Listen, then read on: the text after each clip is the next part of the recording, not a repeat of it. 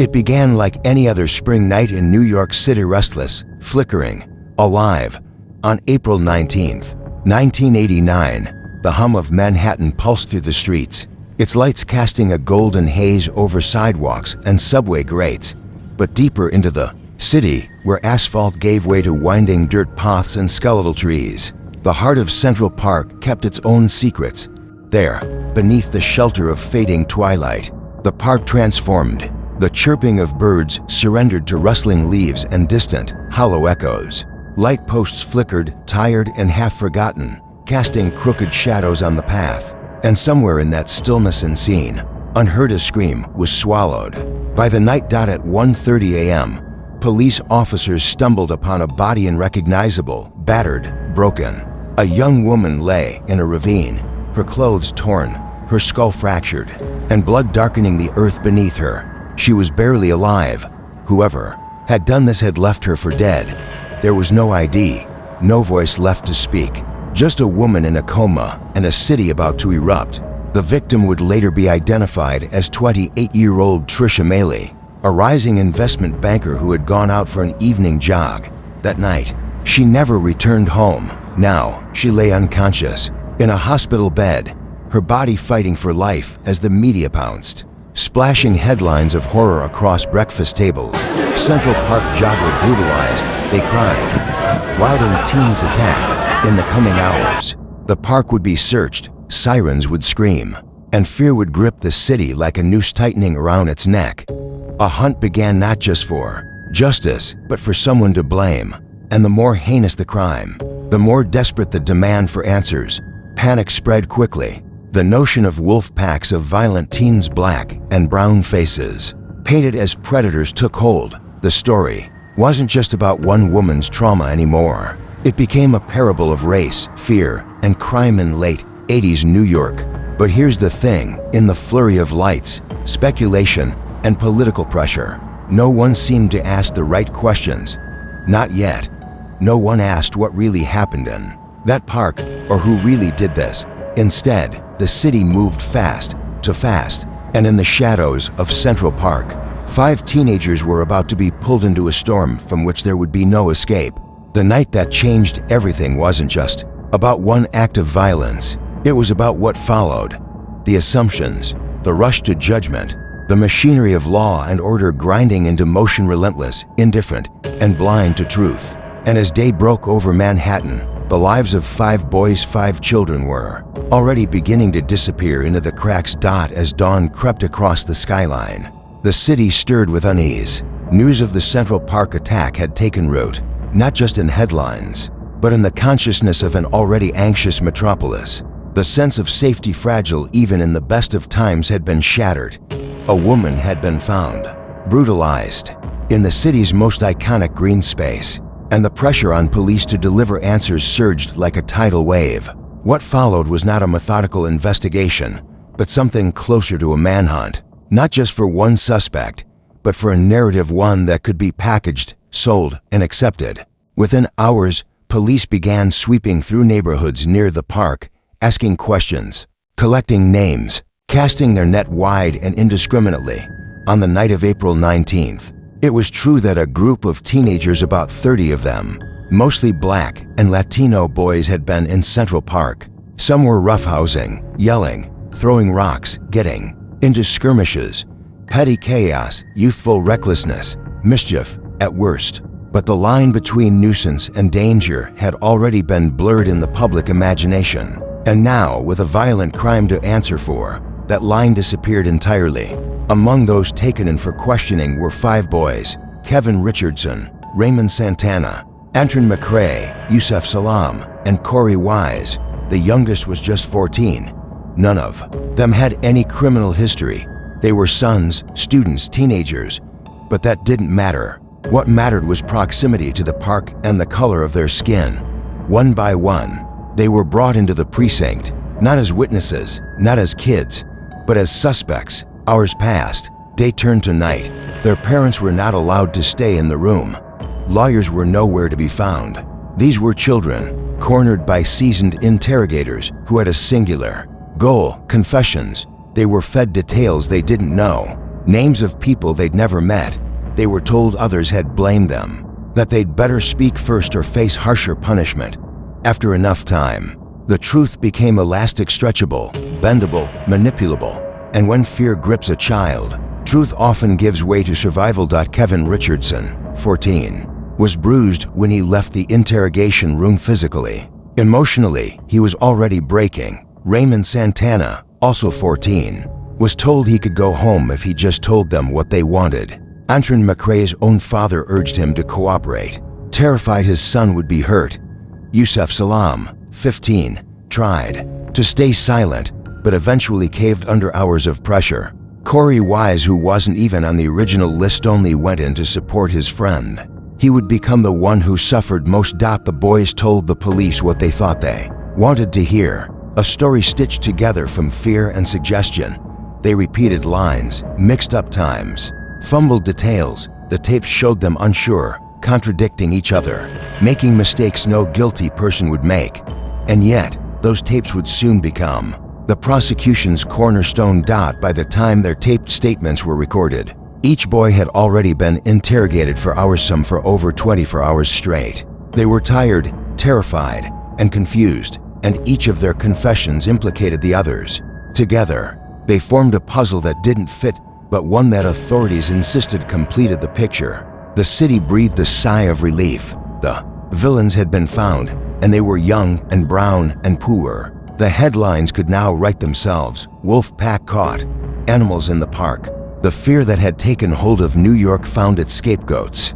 Few questioned how teenagers could coordinate such a brutal crime without leaving a trace. Fewer still wondered why their stories didn't match or why the confessions were the only evidence tying them to the crime.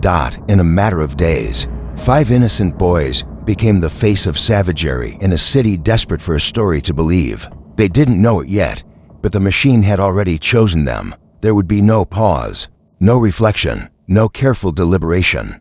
The narrative had been set in motion, and truth was now a casualty of urgency. What happens when fear clouds judgment, when a city's desperation outweighs its commitment to justice?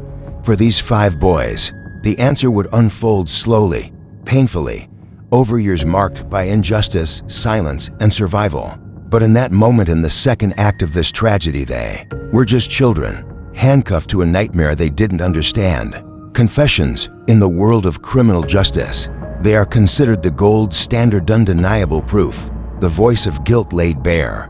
But what happens when confessions are not the product of guilt, but of fear, when they are crafted not by the accused, but by the accusers? In the Central Park case, these questions strike at the heart of the tragedy.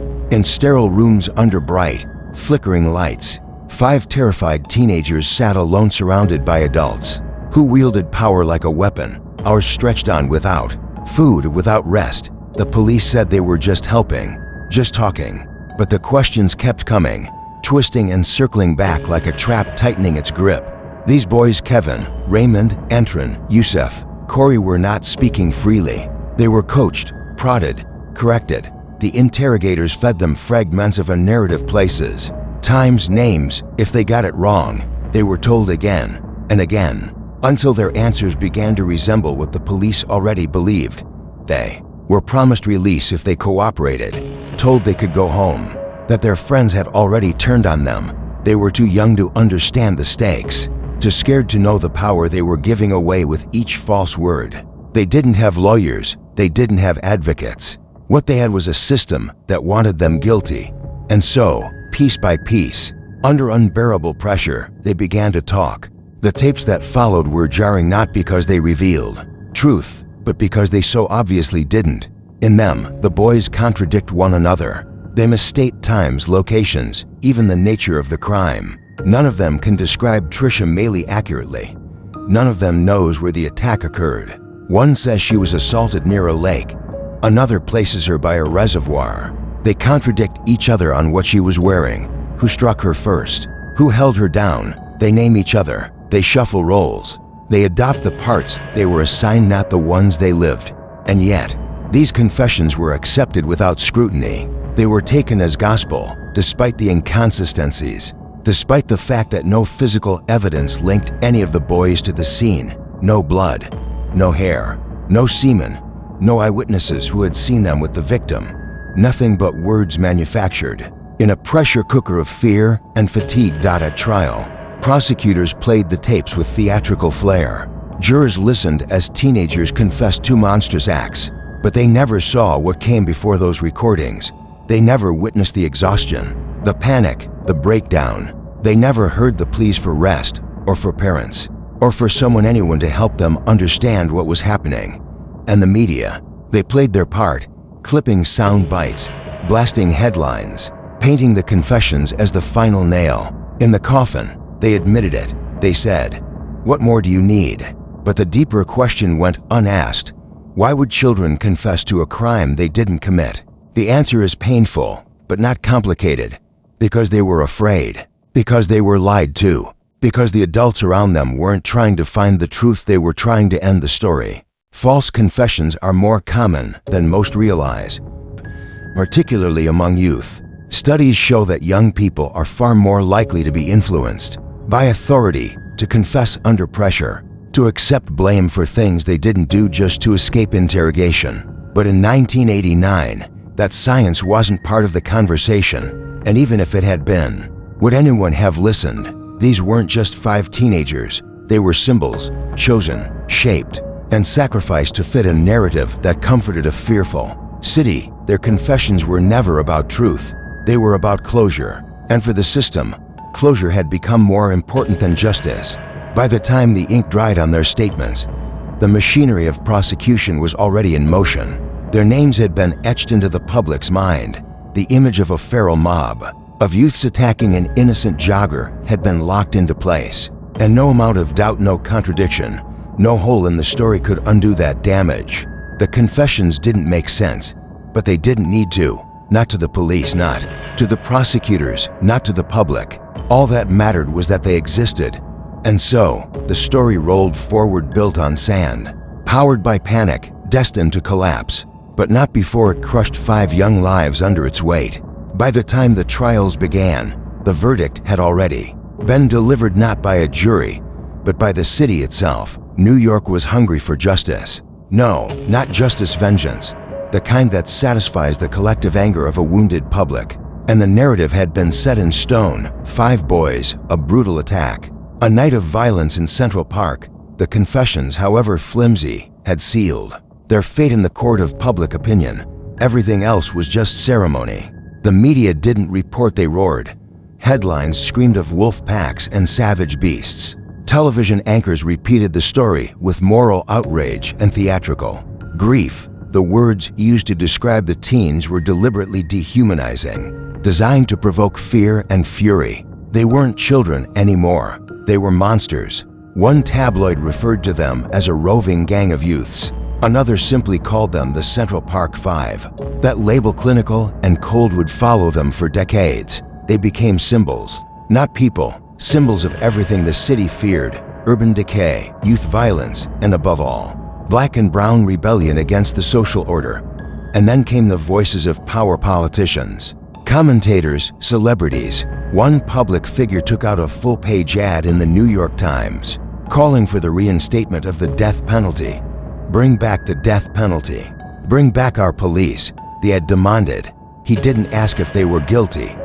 He assumed it. He called for their execution, not based on evidence, but emotion.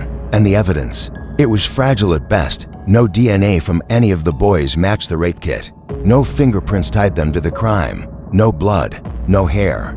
Nothing from the crime scene pointed to them. But that didn't matter. The confessions, however coerced, however contradictory, were enough. The prosecution built their entire case on them. Ignoring the glaring gaps, they suggested that the boys had attacked the jogger as a group, like a pack of animals descending on prey. They used emotion to fill in the blanks, horror to mask the inconsistencies. The trials were split, 2 for the younger boys and 1 for Corey Wise, the oldest, who was tried as an adult. Inside the courtroom, the defense tried to raise alarms. They pointed out the contradictions in the taped confessions. They highlighted the lack of physical evidence. They called into question the methods used to extract those statements. But the jury wasn't listening. Their minds had already been made up, shaped by months of media, Fear and political pressure. Kevin, Raymond, Antron, and Yusef were convicted of rape and assault in 1990. Corey Wise, who had only gone to the station to support his friend, received the harshest sentence. All 5 were sentenced 2 years in prison, some to juvenile detention, others to adult facilities. The system didn't flinch. It didn't pause to ask whether justice had truly been served. The city celebrated. Officials praised the police. The media moved on. And the boys, no longer boys, were left to face a future behind bars, carrying the weight of a crime they hadn't committed. But perhaps the most devastating truth was this: the system didn't fail. It worked exactly as it was designed to. It wasn't an accident that 5 young men of color were railroaded. It wasn't coincidence that their voices were ignored, their rights violated, their humanity erased. It was a reflection of a society built on unequal justice, where race, class, and fear shape outcomes more than facts ever could. Their guilt had been assumed from the start. The investigation, the prosecution, even the trial itself were all performed under the assumption that the boys had done it. That assumption was never questioned, and so the trials became a ritual, a performance designed not to uncover truth, but to confirm bias. And when the verdicts were read, and the boys were led away in handcuffs, the city exhaled. It believed justice had been served, that the streets were safer, that the nightmare was over. But it wasn't over, because the truth, buried, ignored, inconvenient, was still out there, waiting to be heard. And one day, it would speak. When the courtroom doors closed and the gavel fell for the last time, the spotlight faded. The headlines turned elsewhere. The city had found its scapegoats and sentenced them to silence. For the public, the story was over. But for the 5 boys, now labeled criminals, rapists, it was only just beginning. They entered prison as children, stripped not just of their freedom, but of their futures. What awaited them behind those walls was not rehabilitation or hope. It was survival, every day, every hour, every breath. Antron McCrae, Kevin Richardson, Raymond Santana, Yusef Salam, Corey Wise. 5 names, 5 lives, 5 separate paths through the darkest places the justice system had to offer. Antron served over 6 years. He had once dreamed of being a professional baseball player. Prison took that from him. In its place came trauma, mistrust, and the slow unraveling of youth. Kevin served nearly 7 years. He spent those years facing abuse from fellow inmates and correctional officers alike. He learned to adapt quietly, cautiously, never drawing too much attention, never letting his guard down. Raymond Santana was 14 when he went in. He came out with a hardened shell, a man built from pain. Freedom did not feel like freedom. It felt like exile in a world that still believed him guilty. The label didn't disappear when he left prison. It followed him on job applications, on housing forms, in the eyes of strangers. Yusef Salam endured nearly 7 years, much of it in solitary confinement. He found comfort in words, writing letters, reading books. His mother, his greatest defender, never stopped fighting for him. He clung to her strength when his own was slipping. And then there was Corey. Corey Wise didn't have to be there that night in the police station. He wasn't even on the list of suspects. He went only to support his friend Yusef. But when the interrogation started, they didn't let him leave. Corey was 16, just old enough to be tried as an adult. So, while the others were sent to juvenile facilities, Corey was thrown into Rikers Island. Rikers was hell. Violence was constant.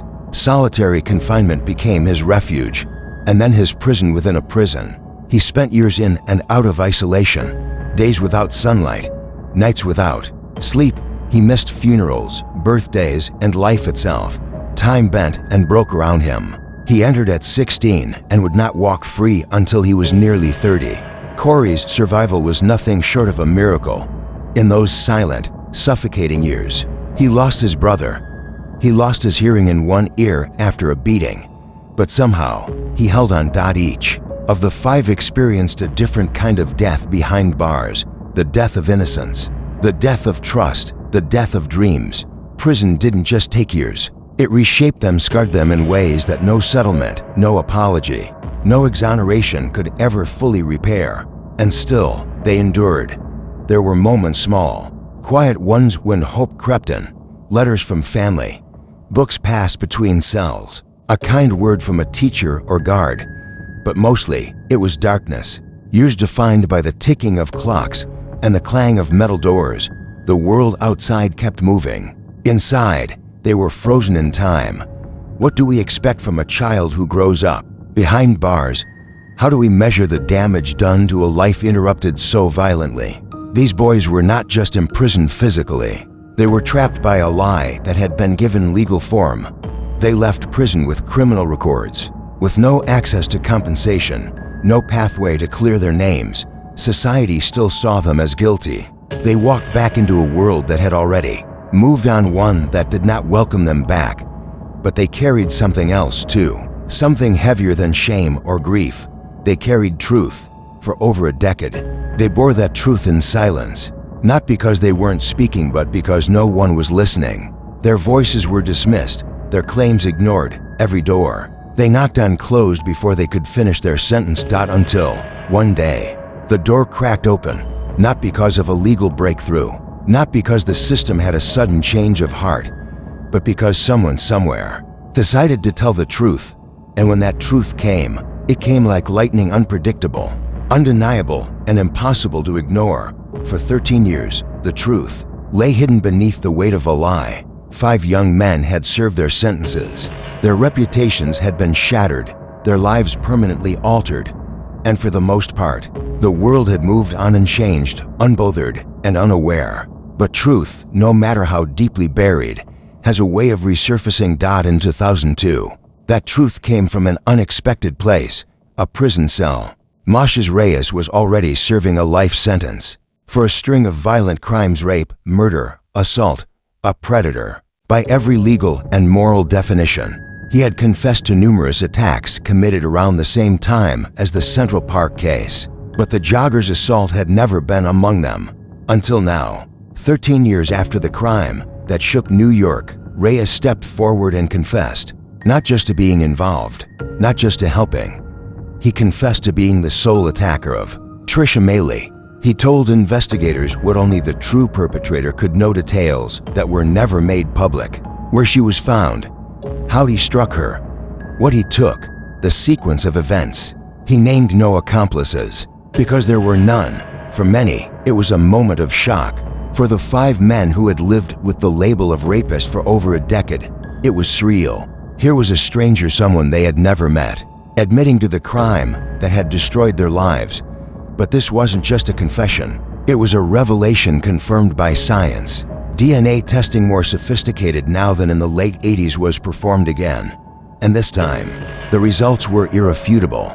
The semen recovered from Trisha Meili's body, the DNA from the crime scene, matched only one person, Moshe Reyes. None of the Central Park Five's DNA had ever been found on or near the victim. That had been true from the beginning. But now, with a match to Reyes and a full confession, there was no room for denial. The case began to collapse quietly at first, then with unmistakable force. Prosecutors re-examined the confessions. In light of the new evidence, they no longer made sense. The inconsistencies, the contradictions, the wildly different versions of events, suddenly they were seen for what they truly were: the desperate, confused responses of boys under duress. Not evidence of guilt, but evidence of coercion. The Manhattan District Attorney's Office launched a full review of the case, and in December 2002, the convictions of all 5 men were vacated. The court declared what the boys had always known, what their families had always believed, what the justice system had ignored for over a decade: they were innocent. The exoneration was a legal earthquake. It forced the city to reckon briefly with what it had done, what it had allowed to happen. 5 boys, arrested and imprisoned as children, were now men in their late 20s and 30s. They had lost birthdays, graduations, first jobs, first loves. They had missed the chapters of life that form who we become. No apology had yet been given. No reparations had been made. But their names, so long dragged through the mud, were beginning to rise. From beneath it, Moshe Reyes, he remained in prison, serving time for his other crimes. He had nothing to gain from the confession, and perhaps that's what made it so undeniable. He hadn't come forward seeking a deal. He came forward He later said, out of guilt, after a chance meeting with Corey Wise in prison. Something inside him shifted. Corey, who had suffered the longest, alone in adult prisons, had unknowingly crossed paths with the man who had caused his pain. And yet, it wasn't revenge or violence that emerged from that moment. It was the beginning of truth. What does it mean when justice depends on the conscience of a killer? How many other truths have yet to be spoken? For the Central Park Five, now the exonerated five, the world looked different after 2002. The lie had finally been shattered, but the damage had already been done. Their names were cleared, but their wounds were not healed. Their time could not be returned. Their youth could not be restored. Still, the truth had found its voice, and now it would demand to be heard. In December of 2002, justice finally acknowledged its mistake. The convictions of Kevin Richardson, Raymond Santana, Antron McCray, Yusef Salaam, and Corey Wise were vacated. Their names were cleared. Officially, legally, undeniably, they were innocent. But innocence declared after the fact is not justice. It is an echo in an empty room, a whisper too late to undo what has already been done. The exoneration should have felt like liberation, but it didn't, because they hadn't just been imprisoned, they had been vilified.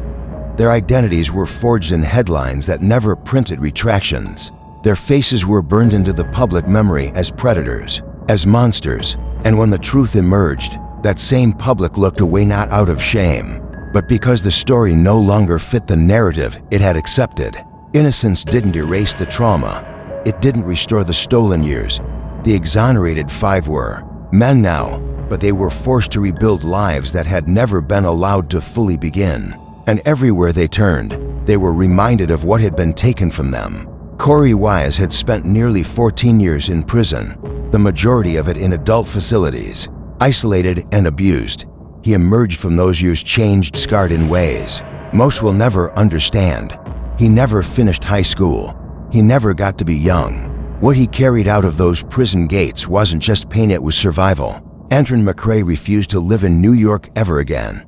The city had betrayed him, ripped his father's voice from his side in an interrogation room, and turned him into a target. Even as a free man, he lived quietly, trying to escape the noise, trying to build something normal from a foundation of injustice. Raymond Santana fought his way back into society, but the label of a sex offender haunted him for years after his release. Even after his name was cleared, it followed him on job applications, in housing rejections, in whispers. He struggled, at times falling into the criminal justice system again, not for guilt, but because when you're handed a broken life, breaking under it becomes easier than standing tall. Kevin Richardson and Yusef Salaam also emerged with a cautious hope. Yusef turned to faith, to speaking, to activism. He had always maintained his dignity, even in solitary confinement, and now he used his voice to illuminate the injustice they endured. Kevin, soft-spoken and thoughtful, began telling his story too, sometimes through music, sometimes through memory. In 2003, they sued the city of New York for the wrongful convictions. It was a long, uphill battle. The city resisted. For over a decade, it refused to admit wrongdoing. It took until 2014, 25 years after the night in Central Park, for a settlement to finally arrive.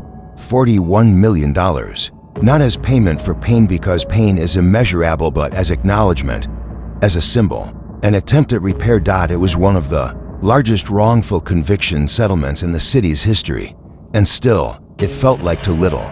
Too late.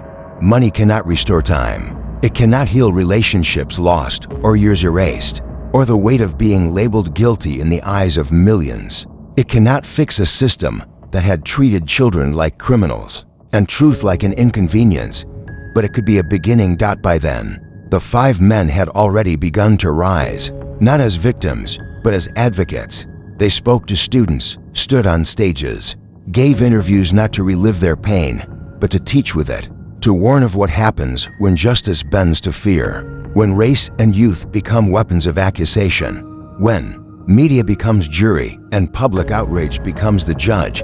They didn't choose to become symbols, but they did choose to become voices. Voices for change, voices for other wrongfully convicted people who still sat behind bars. Voices for the children who still entered interrogation rooms without lawyers or parents. They knew they could never get back what they lost, but they also knew they could use that loss to ignite a deeper conversation.